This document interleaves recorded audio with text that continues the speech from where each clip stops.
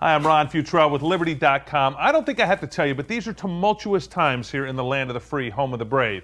As we approach the 9th anniversary of 9/11, you'd like to think that we would have gotten many of these issues behind us. Not so. There's talk that that mosque that was going to be built near Ground Zero could be moved to another location. A good sign there. Nobody opposed mosques, but there was opposition to the location, certainly. You also had a whacked-out preacher in Florida who says he's not going to burn the Korans as a protest. Both actions were constitutionally protected. Nobody would argue that, but both were wrong. Now, there are still some issues that need to be addressed for liberty-loving people in this country right now.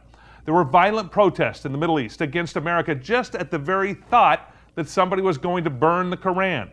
Violent protests we're talking about. Burning protests, not just people carrying signs and issuing a statement that they didn't like something, but actual burnings taking place and the ever-present threat of violence. We were told about it early and often.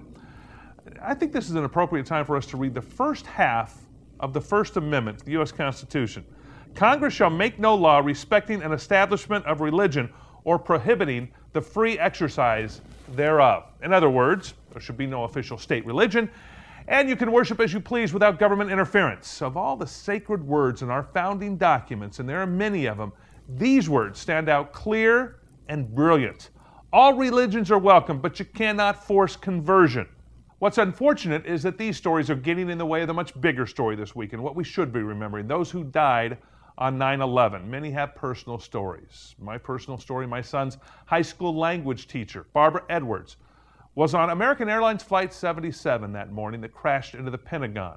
She was one of 3,000 people who died simply because radical Muslims did not want liberty. And that's what it came down to on that day, certainly. Jihad was declared on liberty 30 years ago by radical Islam. Yes, jihad declared on liberty, not just America, but it was declared on a principle, that principle of liberty, critical to our founding, critical to life, the ability to be able to live, love, and worship as you please. That's what's on the line here. The first soldiers to begin fighting back at those who would destroy liberty were on United Flight 93 that crash landed in Pennsylvania.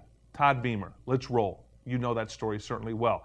They saw the enemy. They knew the enemy. It was very clear to those warriors on that flight what was at stake and who was responsible. There was no doubt about it with those warriors. Now it's those people, Barbara Edwards, Todd Beamer, and the 3,000 others that I'll be remembering this weekend. It's their memories, certainly, that we honor. It's their love of liberty that was stolen from them by an ideology of imprisonment and hate. That's what motivates us to this day, the love of liberty. It's the way I see it. I'm Ron Futrell for Liberty.com.